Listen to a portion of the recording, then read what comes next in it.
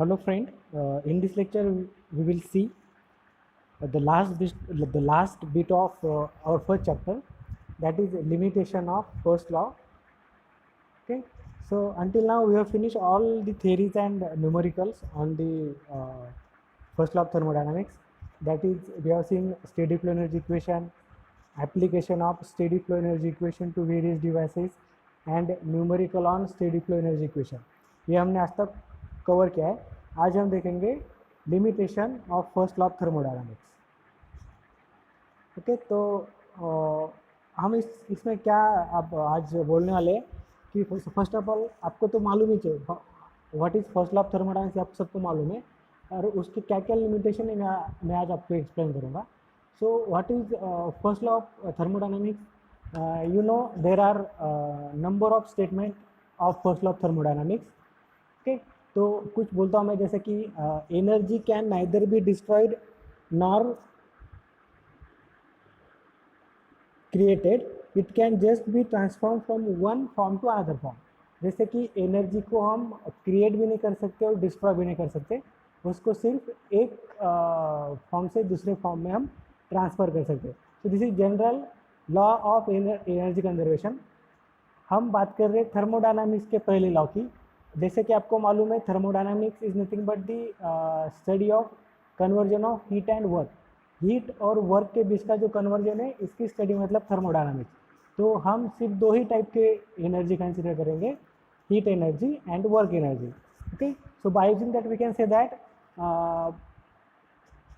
No machine can produce work without consuming any type of energy. मतलब machine तब तक कोई वर्क प्रोड्यूस नहीं करेगी जब तक कि आप कोई दूसरी एनर्जी उस मशीन को सप्लाई ना करें, या वो मशीन कोई दूसरी एनर्जी कंज्यूम ना करे, तब तक उस मशीन से वर्क नहीं निकलता है. क्योंकि work is a form of energy and आपको मालूम है कि वर्क को एनर्जी को हम क्रिएट भी नहीं कर सकते, डिस्ट्रॉय भी नहीं कर सकते.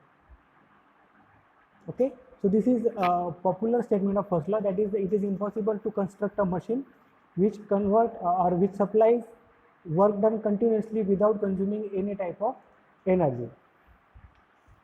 ओके, इसे हम फर्स्ट लॉ ऑफ थर्मोडायनामिक्स का हम ये भी कह सकते हैं it is a special case of law of energy of conservation. मतलब energy law of energy conservation की एक स्पेशल केस है फर्स्ट लॉ ऑफ थर्मोडायनामिक्स. क्योंकि फर्स्ट लॉ ऑफ थर्मोडायनामिक्स सिर्फ दो ही चाहिए टाइप की एनर्जी कंसिडर करेंगे, वर्क और हीट. और जो laws of work, laws of conservation of energy है, उसे भी टाइप के एनर्जीज कंसिडर करता है, पोटेंशियल, प्रेशर, काइनेटिक वगैरह वगैरह. ओके, तो ये होगा पहला हमारा स्टेटमेंट, दैट इज़ वर्क को हम क्रिएट भी नहीं, मतलब एनर्जी को हम क्रिएट नहीं कर सकते, डिस्ट्रॉय नहीं कर सकते, वो सिर्फ कन्वर्टेबल है. वैसे ही जैसे कि कोई मशीन तब तक वर्क प्रोड्यूस नहीं करेगा जब तक कि उसे हम एनर्जी सप्लाई ना करें. तो इसके आज हम लिमिटेशन देखेंगे. इसके लिए मैं आपको एक एग्जांपल दूंगा.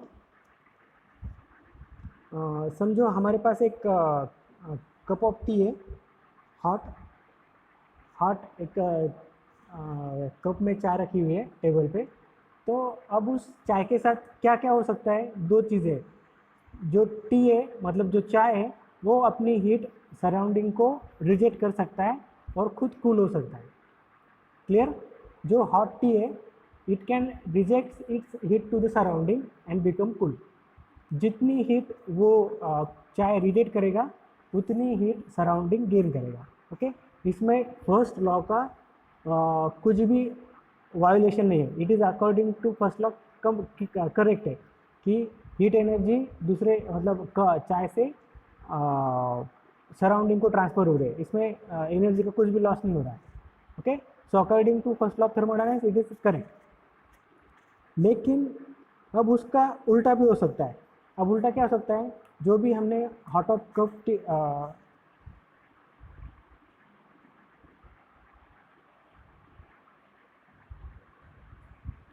ये टी है, ये गर्म है. पहले केस में क्या हो सकता है? ये कप अपनी हीट सराउंडिंग को दे देगा. ओके, जितनी हीट टी सराउंडिंग को रिजेक्ट करेगा उतनी हीट सराउंडिंग गेन करेगी. ओके, नाउ दूसरा भी हो सकता है, this cup can take heat from surrounding and become hot. दूसरी पॉसिबिलिटी क्या है इस कप के साथ में? वो सराउंडिंग से हीट ले सकता है, जितनी हीट सराउंडिंग उस कप को देगा वो उतनी हीट वो कप गेन करेगा, मतलब कप सराउंडिंग से हीट लेकर हॉट रहेगा। बराबर, क्लियर? मतलब अगर हम हॉट कप टेबल पे रखते हैं चाय का, तो दो पॉसिबिलिटी है, वो अपनी हीट सराउंडिंग को रिजेक्ट करके कूल हो सकता है या सराउंडिंग से हीट लेके हॉट रह सकता है। दोनों भी केस में फर्स्ट लॉ करेक्ट है, फर्स्ट लॉ का कोई भी वायलेशन नहीं हुआ। ओके, बट नेचुरली क्या होता है, आप सबको पता है कि नेचुरली कप अपनी हीट सराउंडिंग को देगा और कुछ टाइम के बाद में कूल होगा। क्लियर? नेचुरली ऐसा नहीं होगा कि आपने हॉट कप टेबल पे रख दिया और कुछ देर के बाद भी वो हॉट ही है, मतलब सराउंडिंग से हीट ले रहा है और फिर भी वो हॉट ही है, ऐसा नहीं होता है। क्लियर? कुछ देर में नेचुरली क्या होगा, कप अपनी हीट सराउंडिंग को देके कूल हो जाएगा। लेकिन यहाँ पर दो केसेस थे और दोनों भी cases according to first law सही थे। मतलब हम ये कह सकते कि फर्स्ट लॉ डायरेक्शन के बारे में कुछ नहीं बोलता है, फर्स्ट लॉ सिर्फ एनर्जी कंजर्वेशन के बारे में बोलता है। ओके, मतलब alone first law is not sufficient to predict any happening of process. मतलब अगर कोई प्रोसेस हैपन होगी तो हम सिर्फ फर्स्ट लॉ यूज़ करके वो प्रेडिक्ट नहीं कर सकते कि वो किस केस के डायरेक्शन में हैपन होगी। जैसे कि हमने अभी एग्जांपल लिया कि कप है, तो हम अकॉर्डिंग टू फर्स्ट लॉ ध्यान में रखते हुए ये प्रेडिक्ट नहीं कर सकते कि कप हॉट रहेगा या कूल होगा, क्योंकि दोनों भी केस में फर्स्ट लॉ वायलेट नहीं होगा। तो फर्स्ट लॉ सफिशिएंट नहीं है।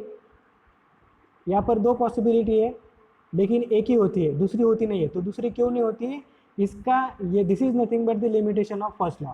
तो उसके लिए हमें सेकंड लॉ की ज़रूरत पड़ेगी। क्लियर? तो सबसे पहले फर्स्ट लॉ हमें ये बताता है, बता नहीं सकता है कि प्रोसेस पॉसिबल है कि नहीं है अकेले first law. Alone first law can not explain anything about process. उसके लिए हमें उसके साथ में सेकंड लॉ भी चाहिए होगा। मतलब जब फर्स्ट लॉ और सेकंड लॉ सेटिस्फाई होगा तभी प्रोसेस उस डायरेक्शन में हैपन होगी। ओके, तो first law does not help to predict whether certain process is possible और नॉट। ओके, जैसे कि हमारा एग्जांपल कप ऑफ टी, वो कूल होगा या हॉट होगा, तो दोनों भी हो सकता है अकॉर्डिंग टू फर्स्ट लॉ। हम बता नहीं सकते, कब तक बता नहीं सकते, जब तक हम सेकंड लॉ नहीं पता करेंगे। इन शॉर्ट सेकंड लॉ में आपको बोल देता हूँ, heat is always flow from high temperature to low temperature. अब देखो, हीट हाई टेम्परेचर से लो टेम्परेचर की तरफ फ्लो होती है। बराबर, मतलब कप में हॉट टी है तो हीट हॉट टी से सराउंडिंग को फ्लो होगी। तो फर्स्ट और सेकंड लॉ जब हमें मालूम रहेगा तभी हम बता सकेंगे कि कप कुछ देर के बाद ठंडा होने वाला है।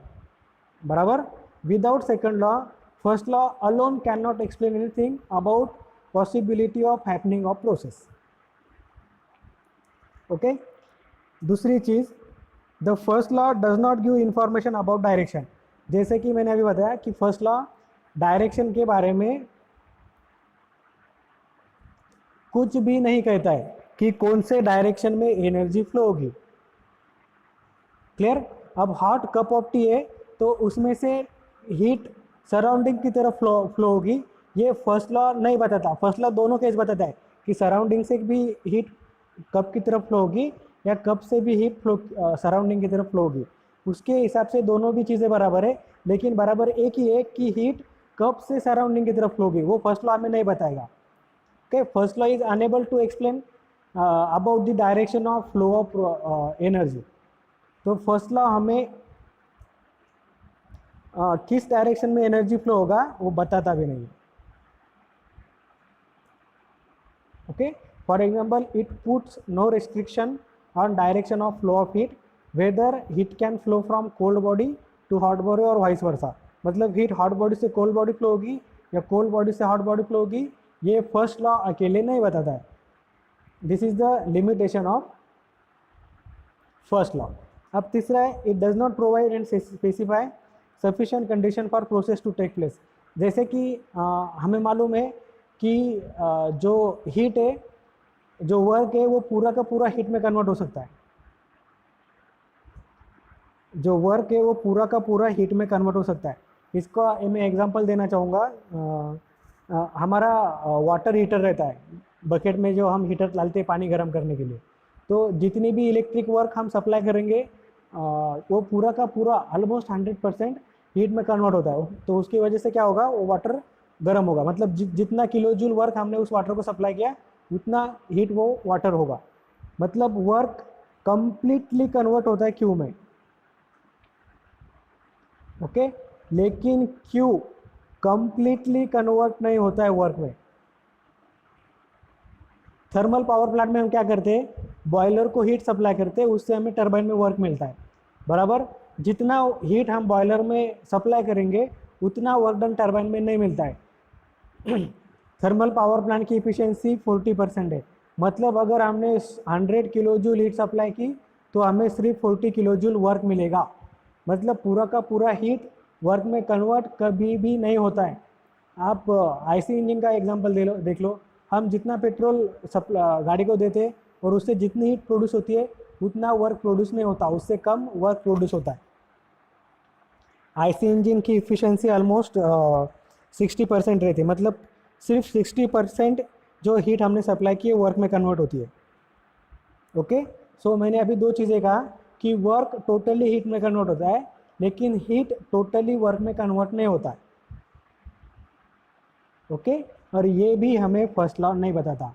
It does not provide the specified sufficient condition for process to take place, okay. So this law is silent about its percentage of conversion of energy from one form to another form.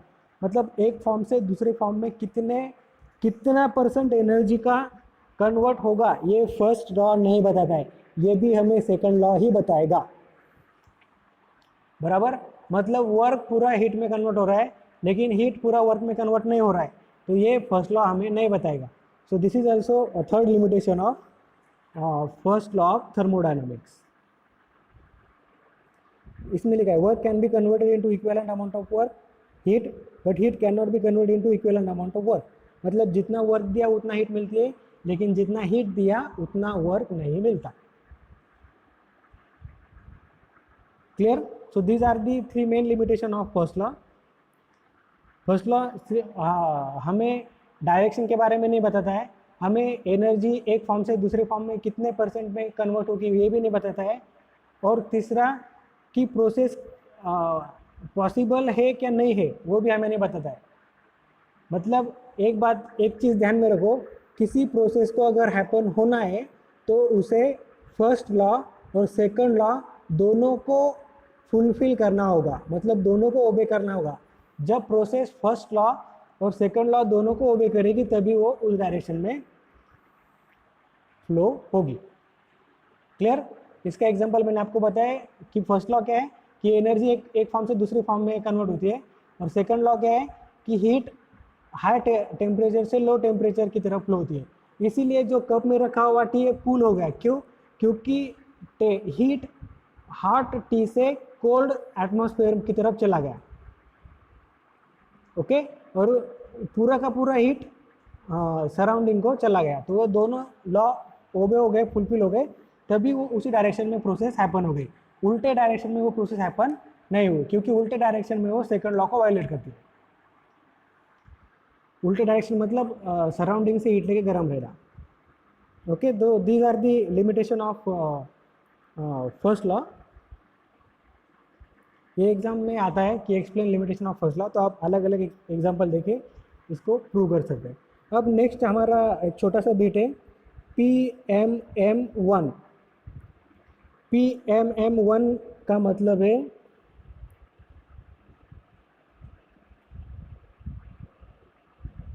Perpetual motion machine of first type or first kind. What is PMM1? Perpetual motion machine of first kind. So what is perpetual motion machine? Perpetual perpetual perpetual motion machine is the imaginary machine which violates first law of thermodynamics. ये एक imaginary machine है जो first law को violet करती है। First law हमें क्या बताता है कि कोई भी मशीन कंटिन्यूसली वर्क प्रोड्यूस नहीं करेगी जब तक कि उसे कोई दूसरे टाइप की एनर्जी हम सप्लाई नहीं करें, बराबर। मतलब जब हम हीट सप्लाई करेंगे किसी मशीन को तब भी वर्क प्रोड्यूस होगा। जब तक हम हीट सप्लाई नहीं करेंगे ये हमें ऐसा नहीं मिलेगा। समझ में आ गया? So it is impossible for machine to produce work. ये इम्पॉसिबल है कि मशीन में कोई भी एनर्जी नहीं आ रही है और वर्क मिल रहा है, सो इट इज़ इम्पॉसिबल। लेकिन परपेचुअल मोशन क्या बोलता है कि इट इज़ पॉसिबल, क्योंकि वो इमेजनरी है। So perpetual motion machine of first kind is that type of machine which produces continuously work without consuming any type of energy. Perpetual motion machine हमें continuously work देगा किसी भी type की energy consume करने के बिना, और ऐसा होता नहीं है, ये इमेजनरी मोशन है। क्योंकि फर्स्ट लॉ ऑफ थर्मोडायनामिक्स को मैथमेटिकली प्रूव नहीं कर सकते, हमने उसे एक्सपेरिमेंटली प्रूव किया है, बार बार एक्सपेरिमेंट किए तब ये प्रूव होगा है कि एनर्जी क्रिएट नहीं कर सकते, डिस्ट्रॉय नहीं होती। ओके, तो उसके वायलेशन के लिए क्या बोलेंगे उसको, उसके फिजिबिलिटी के लिए ये कंसेप्ट निकला है कि हमने अगर परपेचुअल मोशन मशीन बना ली तो इसका मतलब हमने फर्स्ट लॉ को वायलेट कर दिया। ओके, लेकिन आज तक perpetual motion machine of first kind बनी नहीं है, इट इज़ इम्पॉसिबल है। इसीलिए हम कह सकते हैं कि first law of thermodynamics correct है, उसको हम वायलेट नहीं कर सकते। सो पीएमएम इज इमेजनरी मशीन है जो फर्स्ट लॉ को वायलेट करती है, वो एक्चुअल में है नहीं। तो ये दो क्वेश्चन आपको एग्जाम में आ सकते हैं, फर्स्ट लॉ ऑफ थर्मोडायनेमिक्स और परपेचुअल मोशन मशीन। तो इसी के साथ हमारा पहला चैप्टर ख़त्म हो गया। नेक्स्ट इससे हम सेकंड लॉ ऑफ थर्मोडायनेमिक्स चालू करेंगे। Okay, thank you.